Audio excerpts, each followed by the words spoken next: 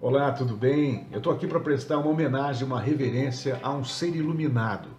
Você acredita em seres iluminados? Edson Arantes do Nascimento, o Rei Pelé, que completa 80 anos nesta sexta-feira, dia 23 de outubro de 2020, é um desses seres.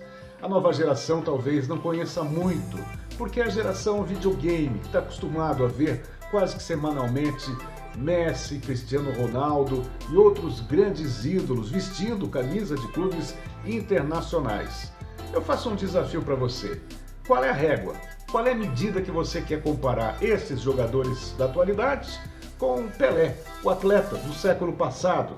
Títulos, gols com o pé direito, com o pé esquerdo, gols de cabeça, gols de bicicleta, gols de falta, títulos honorários que ele recebeu internacionais de chefes de governo. Escolha a régua. Pelé ajudou a parar 2 guerras na África. Isso não é lenda, não é mentira, isso é história. Pelé foi condecorado por onde passou. Pelé tornou-se mito, lenda, gênio único, incomparável. Pode perguntar ao seu pai, ao seu avô, pesquise no Google. Infelizmente não há tantos relatos assim no YouTube, porque na época do Pelé não havia filmes e a facilidade da gente documentar, fazer selfies e gravar com o celular como é hoje em dia. Mas o Pelé, por que ele é iluminado? Porque ele gera enorme simpatia, tem enorme generosidade para com todos, trata todos de forma igual, sem distinção. Então é por isso que eu guardo com muito carinho essa camisa autografada pelo Rei Pelé e essa foto que foi tirada no dia que ele me deu uma longa entrevista para falar do amigo dele, Coutinho, que ele sempre considerou como irmão. Ambos fizeram tabelinhas geniais, mágicas, históricas, que estão aí para quem quiser ver, saber, ouvir e contemplar. Bom, é por essas e outras que eu quero dividir com você 3 historinhas que eu tive diretamente com o Rei Pelé. A primeira aconteceu nos anos 80, eu morava em Santos, quase na divisa com São Vicente, nos prédios ali na areia da praia, né? A gente chama pé na areia.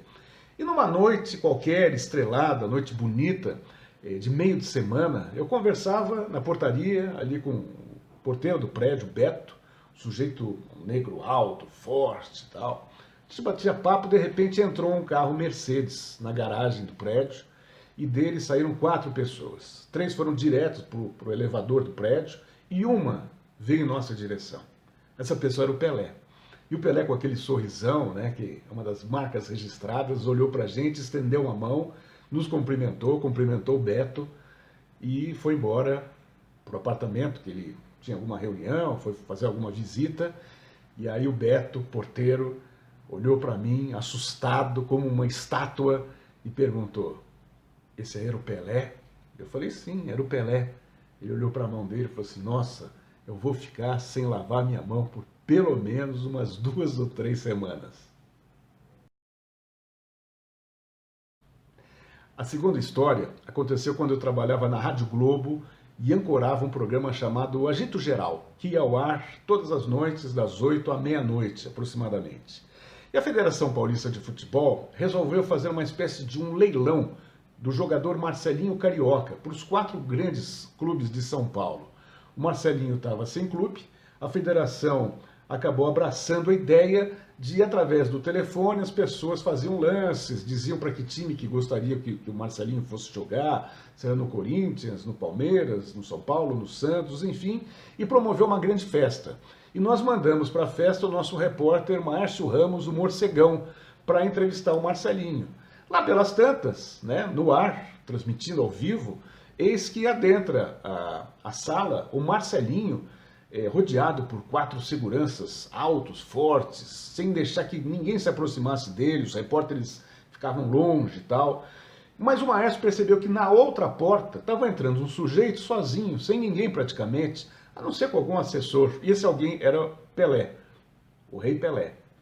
E de repente, sem pestanejar, eu deixando o Maestro falar, fiquei no estúdio lá, conversando com os produtores, as pessoas, o Maestro, sem mais nem menos, coloca o fone de ouvido no Pelé e fala no ar: Kaká, Pelé está na sua escuta, pode perguntar o que você quiser. Eu tomei um susto, dei um pulo na cadeira, tentando conjecturar ideias para fazer no mínimo uma, duas, três perguntas, sendo que eu tinha muitas perguntas para fazer, qualquer um de nós, a curiosidade de querer saber da vida do Pelé, que oportunidade única de ter o rei do futebol à disposição com uma entrevista exclusiva.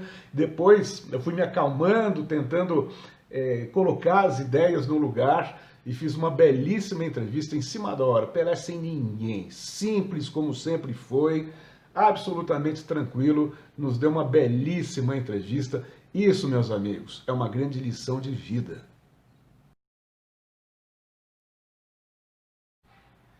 Bom, a terceira história que eu tenho para falar do Rei Pelé, nessa homenagem a ele no dia do aniversário, foi na época que eu estava escrevendo o livro do Coutinho, o gênio da área, parceirão de Pelé, que aparece nessa foto aqui, a biografia do Coutinho. E eu estava caçando o rei há muito tempo, em tratativas com a secretária dele no escritório aqui de São Paulo, porque o Pelé, naquela época, viajava muito. Isso por volta de 2009, 2010. Né? Ele viajava bastante para o exterior, principalmente, dificilmente a gente encontrava ele aqui no Brasil. E todo dia, praticamente, eu ligava para a secretária, ela me atendia, dizia que o rei não estava, mas que gostaria de falar sobre o Coutinho e tal, até que um dia, ligando numa tarde de quarta-feira, a secretária disse: olha, Cacá, o rei está te esperando. Ele está num estúdio aqui no bairro de Moema, porque ele está gravando músicas. Pelé resolveu tocar, cantar com o auxílio de um maestro, estava ensaiando músicas, né? Essa é uma das paixões do Pelé, a música também. Eu fiquei desesperado, não sabia. O encontro marcado há muito tempo, né? Mas de sopetão, de repente, eu tive que me preparar, me arrumar, peguei minhas coisas e me mandei para o estúdio em Moema. Chegando lá, obviamente, fui muito bem recebido, né? O Pelé me atendeu muito bem. Tinha um estúdio gigante, que grandes orquestras se apresentam com um piano de cauda lá dentro. O Pelé chegou na porta, avisou os secretários dizendo o seguinte: olha, não nos interrompam. Eu vou falar sobre o meu grande parceiro Coutinho o tempo que o Cacá quiser, o tempo que o Cacá desejar. Nós entramos na sala, fiquei mais de uma hora com o Pelé conversando, dando entrevistas.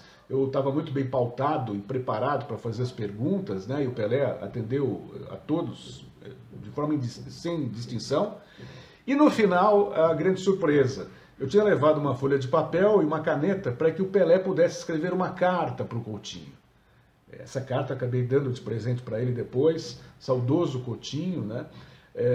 Eu coloquei a carta, fiz um quadro e entreguei para ele como uma forma de presente.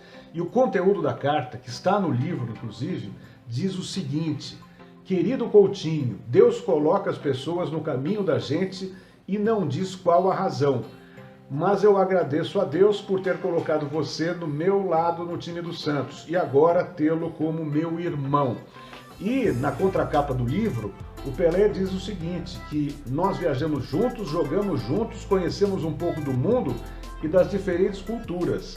Mas o que eu tenho que agradecer a Coutinho é que 50% dos gols, né, a metade dos gols que eu fiz no Santos, foram em parceria com ele.